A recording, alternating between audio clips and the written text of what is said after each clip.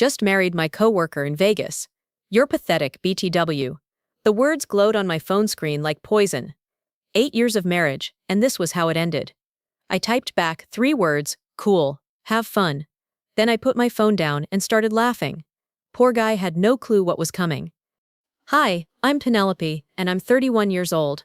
For the past 8 years, I've been what people politely call a stay-at-home wife. My husband David is a successful tech executive who makes great money, and early in our marriage, we decided it made sense for me to quit my marketing job to support his career and manage our household. At first, it felt like a partnership. I handled everything at home so he could focus on climbing the corporate ladder. I managed our social calendar, organized his business dinners, kept track of his schedule, handled all the finances, and basically made sure his life ran smoothly. When he got promoted, I celebrated like it was my victory too, because I felt like we were building something together. But somewhere along the way, David started seeing my contributions differently. What used to be our success became his success. What used to be partnership became him doing all the important work while I just stayed home all day. He'd introduce me to his colleagues as just my wife, with this apologetic tone, like he was embarrassed that I didn't have a fancy job title to match his. The comments got worse over time. What did you even do today? Became a regular question when he came home. It's not like you have real responsibilities was another favorite. By year 6, I'd gone from feeling like his equal partner to feeling like his live-in housekeeper, who he occasionally had to explain to people. Subscribe if you've ever been underestimated by someone who should value you most. Have you ever sacrificed everything for someone who saw it as worthless? Because that's exactly where I found myself. The Vegas trip was supposed to be a business conference. David had been going to these tech events for years, and I never thought twice about it. He'd fly out on Thursday, network and attend sessions all weekend, then come back Sunday night with stories about boring presentations and overpriced hotel food. That Tuesday evening, I was making his favorite dinner to welcome him home. Homemade marinara sauce, fresh pasta, the kind of meal that takes 3 hours, but he'd devour in 10 minutes while scrolling through his phone. I was stirring the sauce when my phone buzzed on the counter. The message was from David.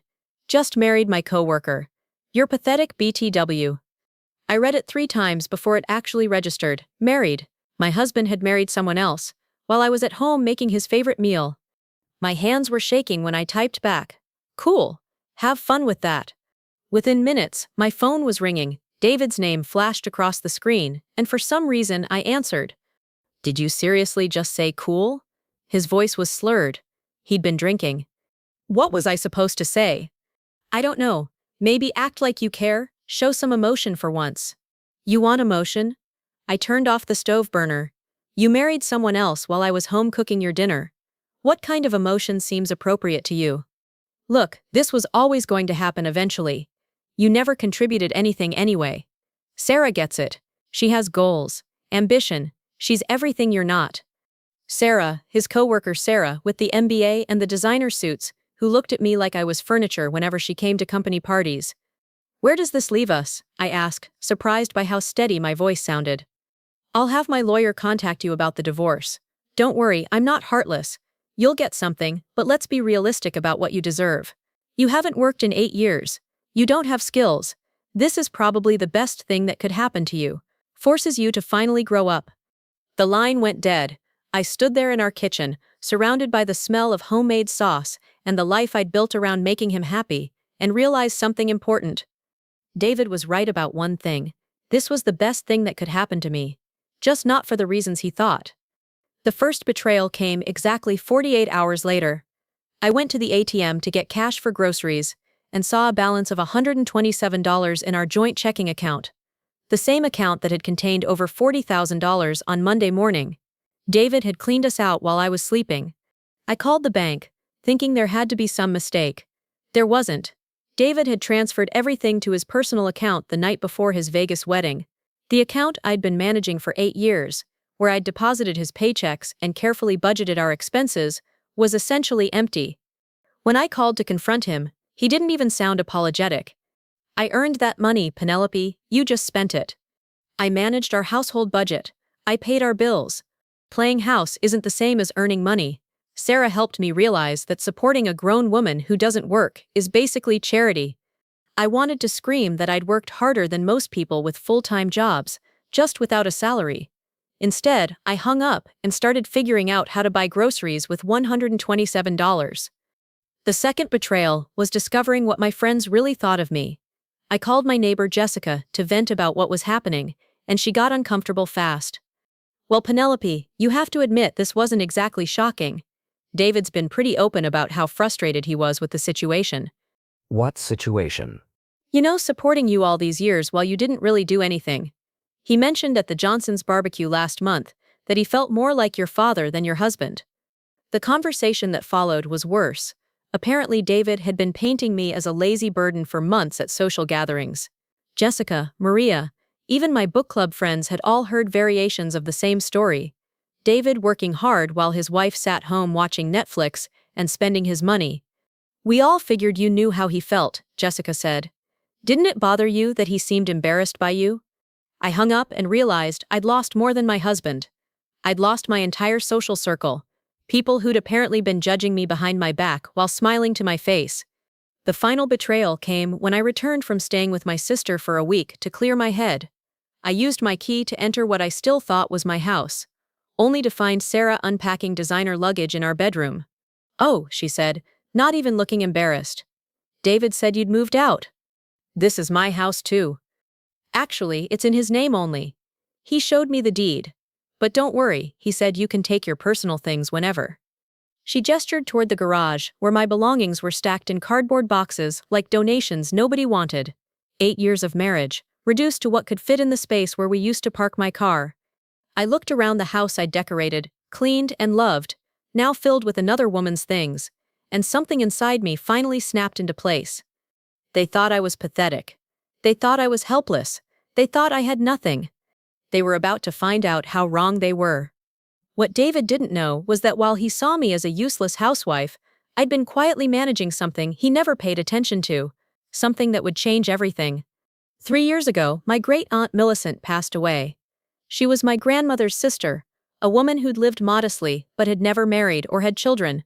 At her funeral, the family lawyer mentioned she'd left me something, but David was so busy networking at the reception that he barely listened when I told him about it later. "Probably some old jewelry or furniture," he'd said, dismissively. "Just donate whatever it is." But I'd met with the lawyer privately the following week. Aunt Millicent hadn't left me jewelry. She'd left me $2.3 million in carefully invested stocks and bonds, plus a small property portfolio she'd been quietly building for decades. The inheritance came with one condition. I couldn't tell anyone about it until I was sure they loved me for who I was, not what I had. All those coffee dates David rolled his eyes about? Those were meetings with Aunt Millicent's financial advisor, learning how to manage and grow my inheritance. Those boring book club meetings he complained about?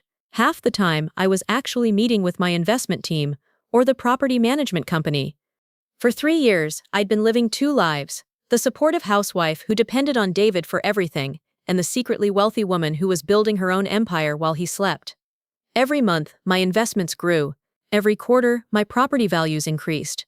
Every year, I became more financially independent than David ever imagined possible. He thought marrying Sarah would leave me helpless and alone. Instead, he just freed me to finally show him who I really was. The person who helped me see the full scope of my power was my cousin Rachel. She'd been a successful divorce attorney for 15 years, and when I called her crying about David's betrayal, she immediately shifted into professional mode. "Penelope, before you fall apart, I need you to tell me something. Do you have any assets David doesn't know about?" So I told her about Aunt Millicent's inheritance, about the investments, about the properties, about the carefully managed portfolio that had grown to nearly $3 million over the past 3 years. The silence on the other end of the line stretched so long I thought she'd hung up. "Rachel? You're telling me that while David was treating you like a financial burden, you were secretly wealthier than he'll probably ever be?" "I guess so." "Penelope, this changes everything. Do you remember signing a prenup?" I did remember. We'd signed it right before the wedding. David's lawyer had drawn it up, something about protecting his assets in case things didn't work out. I'd barely read it because I was young and in love and couldn't imagine us ever divorcing. "That prenup he made you sign? It works both ways. And honey, you just became the higher-earning spouse." While Rachel was explaining my legal options, David and Sarah were getting comfortable with their new life. David posted on social media about finally finding someone who challenges me intellectually. Sarah shared photos of herself redecorating our house with captions like, "Out with the old, in with the new." The final straw came when I saw David's LinkedIn post. "Sometimes you have to make tough decisions to move forward in life. Grateful for my new wife who understands that success requires sacrifice and hard work." The comments were full of congratulations and support from colleagues who had no idea what really happened. People praising him for finding happiness and making positive changes. Rachel found me sobbing over that post the next morning. "They all think I'm the problem," I said. "They think he upgraded." "Let them think that," Rachel said calmly. "Let David get comfortable. Let Sarah settle in. Let them both believe they've won. Because the more arrogant they get, the harder they're going to fall." Have you ever let someone underestimate you so completely that they walked right into your trap? Because that's exactly what happened next. The divorce meeting was scheduled for 2 p.m. on a Tuesday in Rachel's law office. David walked in wearing his most expensive suit, flanked by his attorney like he was about to close a billion-dollar deal. He looked at me sitting quietly in my simple dress and smiled the way you'd smile at a child who doesn't understand grown-up conversations. "Let's make this quick," David said, settling into his chair. "I don't want to drag this out longer than necessary."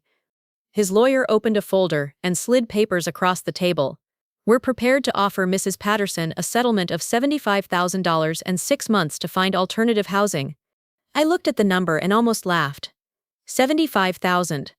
Less than I made in investment returns in a typical month. "That seems generous," David added, "considering Penelope hasn't worked in 8 years and has no real assets or skills to support herself." Rachel looked at me and raised an eyebrow. This was my moment. "Actually," I said quietly, "I think there might be some confusion about our financial situation." David's lawyer looked annoyed. "Mrs. Patterson, we've reviewed all joint accounts and assets. The settlement reflects a fair division of the assets you know about," I said, opening my own folder. "But there are a few things David wasn't aware of." I slid the first document across the table. Bank statements showing my inheritance account balance.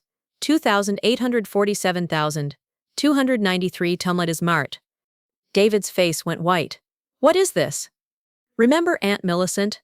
The inheritance you told me to donate?" I pulled out the next set of papers. Investment portfolio, property holdings, and 3 years of careful financial management.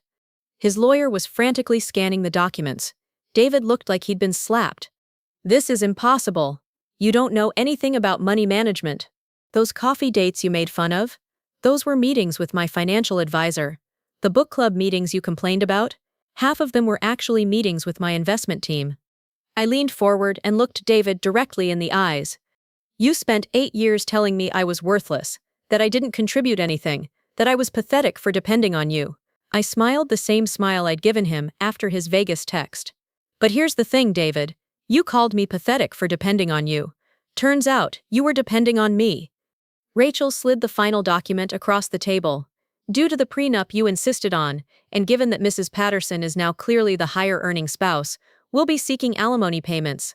Monthly payments of $8,000 should be sufficient." David's mouth fell open. His lawyer looked like he wanted to disappear. "Welcome to your new life," I said softly. 6 months later, I'm writing this from my balcony in Tuscany. It's my 3rd country this year, and I've got 2 more trips planned before Christmas. The freedom to travel wherever I want, whenever I want, without asking anyone's permission or worrying about their schedule, is something I never thought I'd have. David's new marriage lasted exactly 4 months. Turns out, Sarah wasn't as interested in intellectual challenges when those challenges came with alimony payments and a damaged reputation. His LinkedIn is much quieter these days, and the colleagues who congratulated him on his upgrade have gone noticeably silent. Meanwhile, I've started a foundation supporting women transitioning out of difficult marriages. Turns out, all those years of managing budgets, organizing events, and handling logistics gave me exactly the skills I needed to run a nonprofit. Who would have thought? Rachel tells me, David asked about the possibility of working things out last month. She told him I was unavailable for comment, which is technically true, since I was in Greece at the time. The house he was so proud to share with Sarah is back on the market. The monthly payments were harder to manage than he expected, especially after his company quietly suggested he pursue opportunities elsewhere. He thought marrying someone else would make him happy. I just let him find out what losing me actually cost. Never let anyone convince you that your contributions don't matter, especially in a marriage. Drop a comment if you've ever been called pathetic by someone who needed you more than you needed them. Hit that like button and subscribe for more stories about quiet strength winning in the end. Remember, the person who underestimates you is giving you the ultimate advantage. On your screen, 2 stories are calling you. Click and watch them now. Each one more gripping than the last.